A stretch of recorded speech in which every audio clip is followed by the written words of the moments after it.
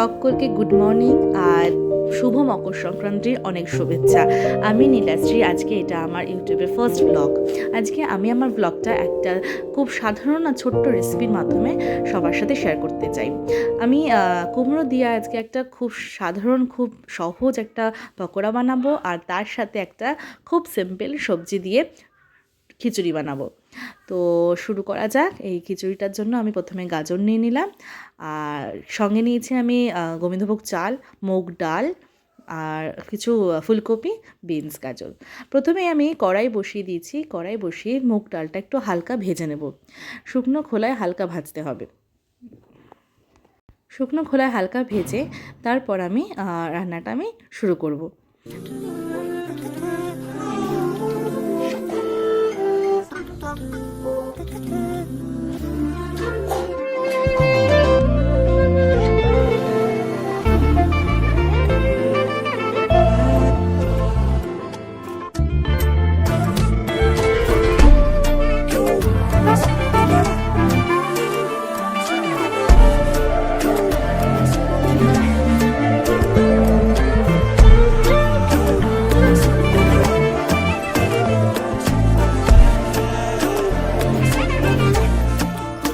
সমস্ত সবজিটা ভালো করে কেটে ফুলকপিটা ভাপিয়ে আমি এবার ফুলকপিটা ভেজে নেব। ফুলকপিটা আলাদা করে ভাজবো, তারপরে একে একে সমস্ত সবজি ভেজে নেব। ফুলকপিটা ভেজে আমি সাইডে তুলে রাখবো, কেন কি ফুলকপিগুলো আমি সমস্ত সবজির সাথে দেবো না। ফুলকপিটা ভেজে রেখে তারপর আমি এর মধ্যে বাদাম দিয়ে দিয়েছি। বাদামটা ভেজে একে একে সমস্ত সবজিগুলো আমি একসাথে দিয়ে দিয়েছি। গাজর, বিনস, কিছুটা আলু দিয়ে ভালো করে ভেজে তার মধ্যে কিছুটা হলুদ দিয়ে দিতে হবে। নুন আমি আগে থেকেই দিয়ে রেখেছিলাম, তো আমি আলাদা করে আর অ্যাড করিনি। ভাজাভুজি হয়ে গেলে তারপরে আমি গরম জল, মটরশুঁটি আর চালটা দিয়ে রেখে দিয়েছি। ফুটে ওঠার পরে ডালটা দিয়ে কিছুক্ষণ ফুটিয়েছি, আর একদম সবশেষে এই হয়েছে খিচুড়ির কনসিস্টেন্সিটা। আর কফিগুলো আমি উপর থেকে দিয়ে দিয়েছি, তাই জন্য কফিগুলো গলেও যায়নি। পাশে আমি একটা কড়াই নিয়ে সেখানে তড়কা লাগানোর জন্য ঘি, তেজপাতা, শুকনো লঙ্কা, সাদা জিরে দিয়ে উপর থেকে খিচুড়ির মধ্যে তড়কা লাগিয়ে দেবো। ব্যাস, কমপ্লিট।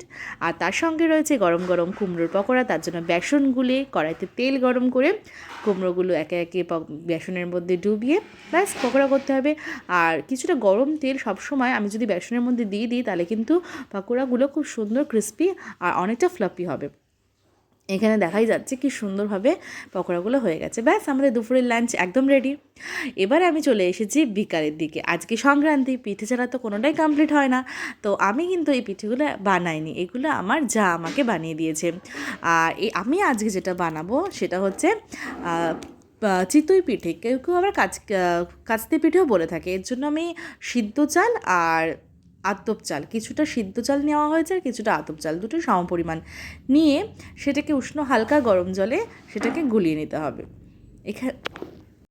আর এই কাজটাতে আমার সাথে হেল্প করার জন্য চলে এসেছে আমাদের কাকিমা, যে আমাদের প্রত্যেক দিন খুব ভালো ভালো রান্না করে খাওয়ায়। কাকিমার কাছে আজকে আবদার হচ্ছে কাকিমার হাতের পিঠেটা খাবো।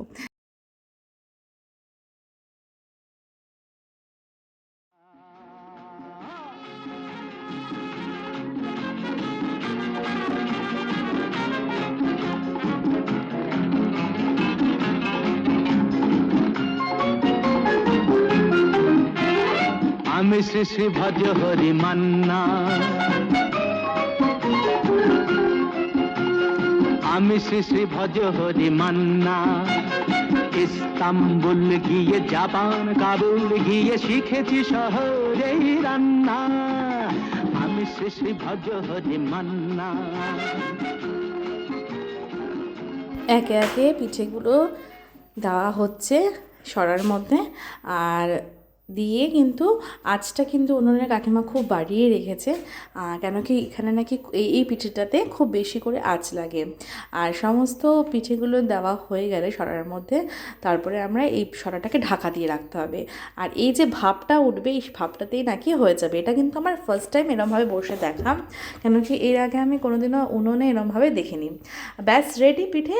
তবে এই কিছুটা পিঠে আমরা রেখেছি এমনি, আর কিছুটা পিঠে কিন্তু দুধে জাল দেওয়া হয়েছে। সেই দুধে জাল দেওয়াটা যদিও আমার দেখানো হয়নি। আর এখানে আমরা দাদা ভাই মানে আমার ভাসুর নিয়ে এসেছে অনেক দূর থেকে, মানে আরও দেশের বাড়ির গ্রাম থেকে খুব সুন্দর একদম পিওর গুড়, যেটা আমাদের এখানে পিঠে রান্নাটা হয়ে গেল পুরোপুরি কমপ্লিট। তো আজকে আমি আমার ব্লগটা এখানেই শেষ করছি। সকলকে গুড নাইট।